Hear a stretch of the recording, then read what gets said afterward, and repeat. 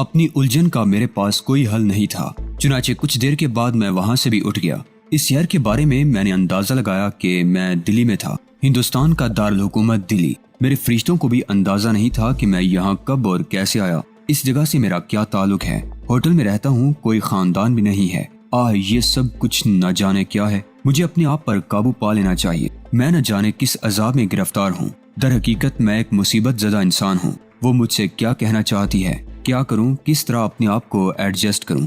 بہت دیر کے بعد میں اپنے ہوٹل میں داخل ہوا اور اپنے کمرے میں پہنچ گیا، لیکن الجھی ہوئی سوچوں نے میرا ساتھ نہیں چھوڑا تھا۔ تصور کریں آپ کسی ایسے انسان کا جو ہوش مند ہو، ہر طرح سے ماحول سے واقفیت رکھتا ہو، لیکن اسے یہ علم نہ ہو کہ وہ کون ہے، اس کا خاندان کیا ہے، کن لوگوں سے اس کا تعلق ہے، اپنا نام بھی اسے دوسروں کی زبانی معلوم ہو، لیکن وہ زندگی سے پوری طرح لطف لینا جانتا ہو۔ اندر سے ایک آواز ابھری، جو نہیں ہے اس کے لیے پریشان ہونے کے بجائے کیا یہ بہتر نہیں ہے کہ جو سامنے آئے اسے تعاون کرو اور بہتر انداز میں زندگی گزارنے کے بارے میں سوچو۔ یہی سب سے بہتر بات تھی اور اسی پر مجھے متفق ہو جانا چاہیے۔ نہ جانے کیا خیال آیا دل میں۔ کمرے کا دروازہ بند کر کے میں نے اپنے سامان کی تلاشی لینا شروع کر دی۔ بہت سے جوڑے مختلف اوقات میں پہننے کے لیے اعلیٰ درجے کے کوٹ، مقامی کرنسی کی خاصی مقدار۔ میں نے اس سے پہلے یہ پیسے وغیرہ نہیں دیکھے۔ پھر میرے اپنے سامان کے ساتھ میرے کچھ کاغذات بھی مل گئے۔ میں نے حیرت سے اپنے شناختی کاغذات دیکھے۔ شرون کمار گپتا، یہی میرا نام تھا۔ ہاں، میرے کاغذات اسی نام کا پتہ دیتے تھے، باقی اور کوئی خیر خبر نہیں ملتی تھی۔ ہو سکتا ہے میں شرون کمار ہی ہوں، ہو سکتا ہے میرے ماضی کے ساتھ کوئی ایسا واقعہ پیش آیا ہو جس نے مجھ سے میری یادداشت، میرا ماضی چھین لیا، اور اب حال میں صرف اتنا جانتا ہوں میں اپنے بارے میں کہ میں شرون کمار ہوں۔ تعجب ہے، کمال ہے، اب جو کچھ بھی ہے اسے برداشت کرنا ہے۔ کوئی 7:45 بجے کے قریب میرے کمرے کے دروازے پر دستک ہوئی۔ دروازہ چونکہ بند تھا اس لیے میں نے اسے کھول دیا۔ وہی لڑکی کھڑی تھی جس نے اپنا نام مدھومتی بتایا تھا۔ وہ مجھے دیکھ کر بڑے دل آویز انداز میں مسکرائی۔ ہیلو کمار۔ ہیلو، آؤ، میرے کمرے میں چل رہے ہو؟ میں نے ایک لمحے کے لیے کچھ سوچا اور پھر کہا، کمرے ہی کی حد تک بات ہے یا نہیں؟ کمرے میں بیٹھیں گے، وہیں بات چیت کریں گے اور کھانا بھی کمرے ہی میں کھائیں گے۔ تم چلو، میں آتا ہوں مدھو، میں نے بے تکلفی سے کہا۔ کتنی دیر میں؟ بس 5 منٹ، آ جاؤ، میں انتظار کر رہی ہوں۔ وہ واپس چلی گئی۔ میں نے اپنے آپ کو مجتمع کیا اور اس کے بعد کمرہ لاک کر کے باہر نکل آیا۔ اس کے کمرے کے دروازے پر دستک دی تو وہ بولی، دروازہ کھلا ہوا ہے، آ جاؤ۔ میں اس کے کمرے میں داخل ہو گیا۔ سینٹر ٹیبل پر اورنج جوس کا جگ اور 2 گلاس بڑے اہتمام سے رکھے نظر آ رہے تھے۔ اس نے مجھے بیٹھنے کی پیشکش کی اور کہا، کھانا میں نے 9 بجے منگوایا ہے، اس وقت تک اورنج جوس سے شغل کریں گے۔ پتہ نہیں تمہیں اورنج جوس پسند ہے یا نہیں، لیکن مجھے یہ بہت پسند ہے۔ میں خاموشی سے بیٹھ گیا تو اس نے جگ سے 2 گلاس بھر دیے اور پھر 1 گلاس میری جانب بڑھاتی ہوئی بولی، بہت عمدہ ہے، پی کر دیکھو۔ میں نے اورنج جوس کا ایک سپ لیا تو وہ کہنے لگی، کمار، میری زندگی کی داستان بے حد عجیب ہے، تمہیں اس کے بارے میں کچھ بھی معلوم نہیں، لیکن میں جانتی ہوں کہ اگر تم یہ داستان سنو گے تو تمہیں مجھ سے ہمدردی بھی ہوگی اور یہ کہانی دلچسپ بھی محسوس ہوگی۔ میں نے اورنج کے 2-3 سپ لیے اور بولا، سنانا چاہتی ہو؟ ہاں، پہلے ایک سوال کروں گا تم سے۔ ضرور۔ تم نے میری تلاش کیوں کی؟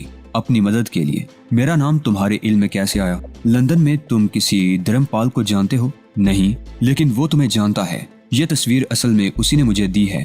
میں نے اگر اس کے بارے میں تمہیں کچھ نہیں بتایا تو اب تفصیل سے بتا رہی ہوں، اور جو بتا رہی ہوں وہ سچ ہے۔ دھرم پال نے یہ تصویر مجھے دیتے ہوئے کہا تھا کہ ہندوستان کے شہر دلی میں ہوٹل میٹرو کے اس کمرے میں میری ملاقات شرون کمار سے ہو سکتی ہے۔ میں یہاں چلی جاؤں، وہی میرا مددگار ہو سکتا ہے۔ لندن میں دھرم پال؟ ہاں، ہو سکتا ہے تم اسے نہ جانتے ہو، لیکن وہ تمہیں اچھی طرح جانتا ہے، اور اس نے تمہاری تعریفیں کرتے ہوئے کہا تھا کہ اگر یہ شخص میری مدد پر آمادہ ہو جائے تو یوں سمجھ لو میرا کام بن گیا۔ اور اب میں تمہیں اپنے بارے میں بتانا چاہتی ہوں، سب کچھ۔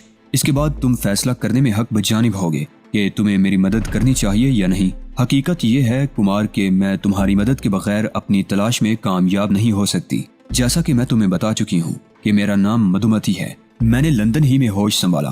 جانتے ہو، جب میں نے دنیا کو دیکھنا سیکھا اور اس کے بارے میں سوچنے کی صلاحیت پیدا ہوئی تو مجھے اپنے ملازم ارون بابا اور اپنی ملازمہ پدماوتی کے بارے میں یہ اندازہ ہو گیا کہ وہ میرے ماتا پتا نہیں ہیں بلکہ میرے ملازم ہیں۔ انہوں نے کبھی اپنے آپ کو مجھ سے چھپایا بھی نہیں تھا، میری غلاموں ہی کی طرح خدمت گاری کرتے تھے اور مجھے چھوٹی مالکن کہہ کر پکارتے تھے۔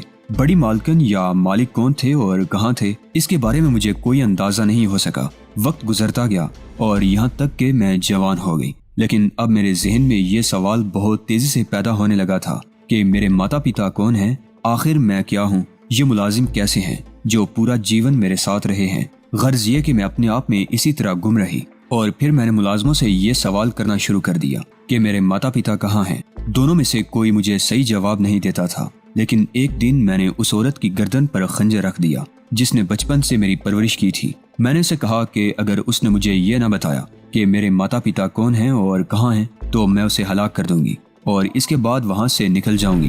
میں نے اس کی گردن پر زخم بھی ڈال دیا، اور یہ زخم ڈالنے کے بعد اس نے اپنی زبان کھولی۔ اس نے کہا کہ وہ میرے بارے میں کچھ بھی نہیں جانتی، لیکن ایشیا کے ملک ہندوستان میں دلی میں ایک شخص گوتم چند کے نام سے ہے جو میرے بارے میں سب کچھ جانتا ہے، اور گوتم چند ہی میرا پرورش کنندہ ہے۔ وہی میرے لیے اخراجات بھی ادا کرتا ہے، اور یہ سلسلہ برسوں سے جاری ہے۔ لیکن گوتم چند بھی شاید میرا باپ نہیں ہے۔ اس نے کہا کہ اس سے زیادہ وہ اور کچھ نہیں جانتی۔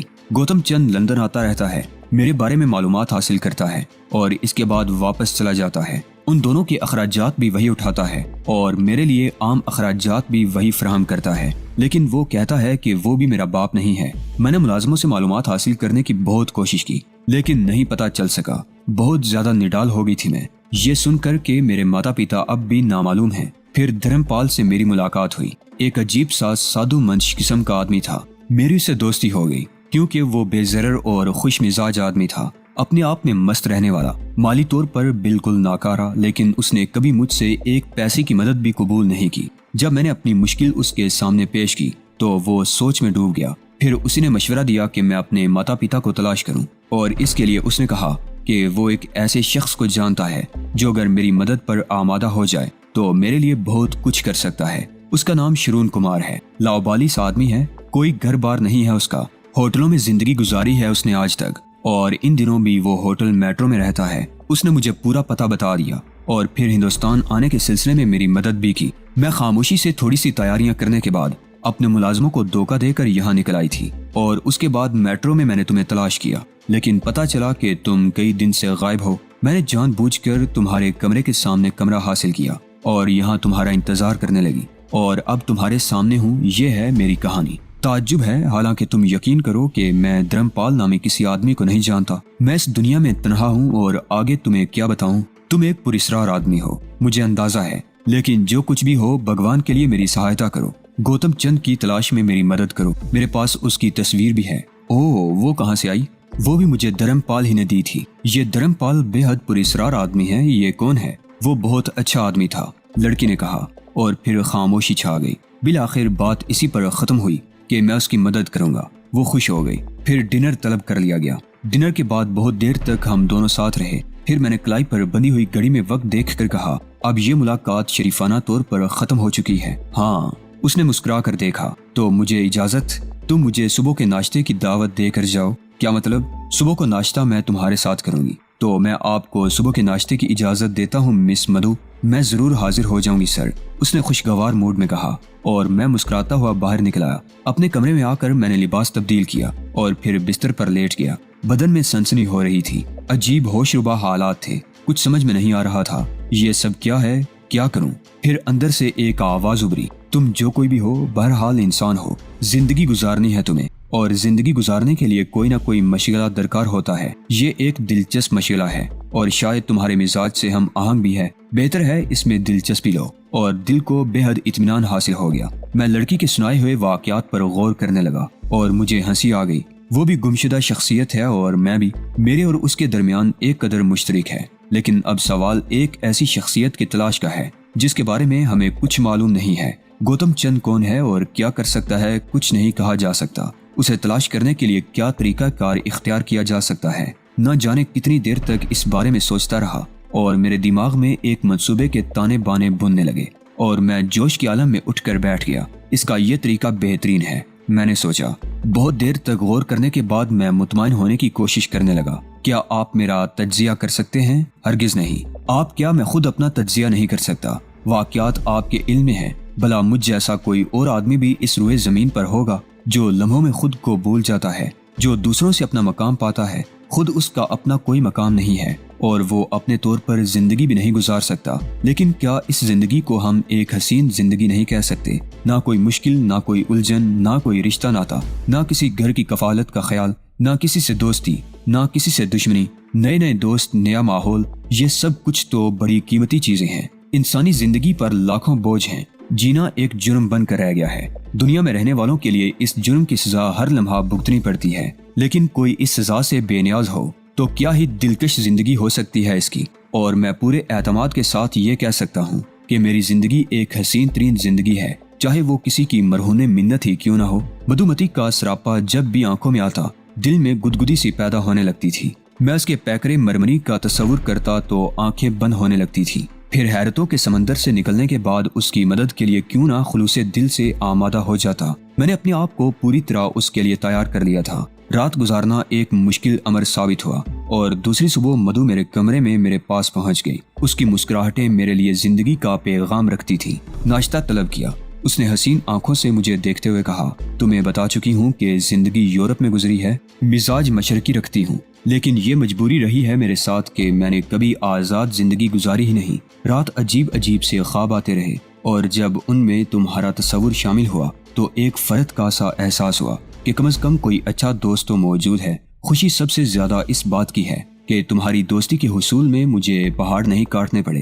میں نے مسکراتے ہوئے اسے دیکھا اور کہا، شاید تم اس بات پر یقین نہ کرو مدھو کہ میں بھی تم سے مل جانے پر بہت خوش ہوں۔ اس نے میٹھی نگاہوں سے مجھے دیکھا، پھر بولی، لیکن ہوٹل کا یہ کمرہ ہم اپنے لیے قید خانہ نہیں بنا سکتے۔ دلی مغل شہنشاہوں کا سب سے بڑا مقام رہ چکا ہے، اور انہوں نے اپنے ذوق فطرت کے لاتعداد مظاہرے یہاں کیے ہیں۔ مجھے تاریخ سے بے حد دلچسپی ہے، چنانچہ کیا تم میرے ساتھ مغل شہنشاہوں کے دور کا نظارہ نہیں کرو گے؟ اپنے کام کے ساتھ ساتھ اگر ہم اپنی زندگی کو تفریحات میں شامل رکھیں تو میرے خیال میں زندگی کا لطف ہی دوبالا ہو جائے گا۔ یقیناً، اس نے کہا۔ تو پھر باہر وہ ہنس پڑی اور میں تیار ہو گیا۔ وہ تو تیار ہو کر ہی آئی تھی۔ ہم ہندوستان کے صدر مقام کی سڑکوں پر نکل آئے اور اس کے بعد یہ فیصلے کرنے لگے کہ ہمیں کیا کرنا چاہیے، کس طرح ہم دلی کے مختلف مقام کی سیر کریں۔ مدھو نے کہا، یہ میری درتی ہے، لیکن کیسی عجیب بات ہے کہ میں اس کے بارے میں زیادہ نہیں جانتی۔ اس سے کیا فرق پڑتا ہے؟ ہم چلتے ہیں اور جو کچھ ہمارے سامنے آئے گا اسے دیکھتے رہیں گے۔ چنانچہ ہم نے تھوڑی دور تک پیدل سفر کیا۔ شاید موسم بھی ہمارے استقبال کے لیے تیار تھا۔ ہوائیں پانی میں بھیگی ہوئی تھی اور آسمان بادلوں سے ڈھکا ہوا۔ چنانچہ ہم چل پڑے، اور اس کے بعد ہماری پہلی منزل لال قلعہ تھی۔ لال قلعے میں داخل ہو گئے اور مغلیہ صناعی کے شاہکار دیکھنے لگے۔ نہ جانے کب تک ہم لال قلعے کا نظارہ کرتے رہے تھے۔ اس کے بعد ٹیکسی ہی میں دوسرے مختلف حصوں کی جانب سفر کیا۔ انڈیا گیٹ، اوکھلا، کوٹلا، قطب مینار اور ایسی بے شمار عمارتیں جو تاریخ کا ایک حصہ تھی۔ اور اس کے بعد ایک چھوٹے سے ریستوران میں جا کر رک گئے۔ ریستوران بظاہر چھوٹا سا تھا، لیکن اسے نہایت نفاست سے بنایا گیا تھا۔ ماحول بے حد خوبصورت پیدا کر دیا گیا تھا۔ ہم لوگ ریستوران میں جا کر بیٹھ گئے۔ میں محسوس کر رہا تھا کہ مدھومتی ضرورت سے کچھ زیادہ ہی خوش نظر آ رہی ہے۔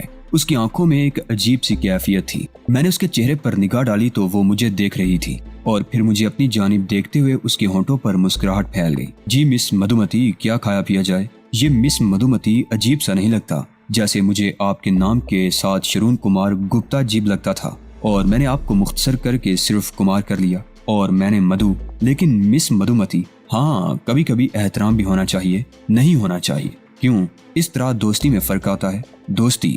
کیا تم اس قسم کا اظہار کرتے ہو جیسے تم خود بھی خود کو نہیں جانتے؟ اس کی وجہ مجھے بتا سکتے ہو؟ بس یوں سمجھ لو، کبھی اپنے آپ کو سمجھنے کی کوشش ہی نہیں کی۔ کیوں؟ اس نے سوال کیا اور میں خیالات میں گم ہو گیا۔ چند لمحات غور کرنے کے بعد میں نے اسے کہا، اصل میں مدھومتی، میری زندگی بھی بڑی عجیب گزری ہے۔ یوں سمجھ لو، بچپن سے لے کے اب تک تنہا رہا ہوں۔ والدین کہاں ہیں؟ کہاں تھے؟ کیا نام تھا ان کا؟ کچھ نہیں معلوم مجھے۔ میں نے صرف اپنے طور پر ہی زندگی گزاری ہے اور زندگی کا کبھی صحیح تجزیہ نہیں کر پایا۔ لیکن کیوں؟ آخر کیوں؟ تمہاری جیسی ہی کوئی داستان دہرا دوں تو اچھا نہیں لگے گا، بلکہ مجھے تو صرف اس بات پر حیرت ہے کہ دھرمپال نامی شخص کو کس طرح میرے بارے میں کچھ معلوم ہوا۔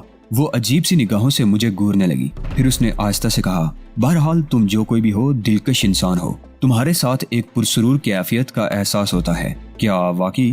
ہاں، سچ کہہ رہی ہوں۔ اس کے لیے شکریہ ہی ادا کر سکتا ہوں۔ میرے بارے میں تمہاری کیا رائے ہے؟ رائے؟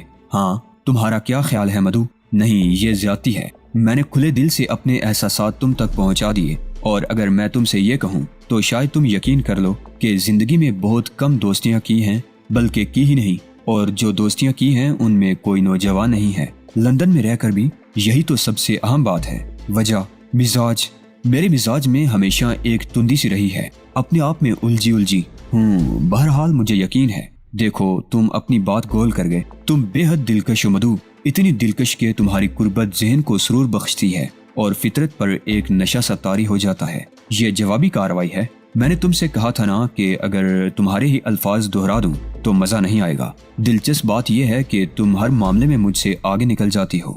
دوستو، آج کی قسط آپ کو کیسی لگی؟ کامنٹ باکس میں اپنی قیمتی رائے کا اظہار لازمی کریں۔ ویڈیو کو لائک کر کے اپنے دوستوں عزیزوں سے لازمی شیئر کریں۔ چینل کو لازمی سبسکرائب کریں۔ اگلی ویڈیو تک اجازت دیجیے، تب تک اپنا اور اپنے اس چینل اعلان حقیقت کا خیال رکھیے گا۔ اللہ نگہبان۔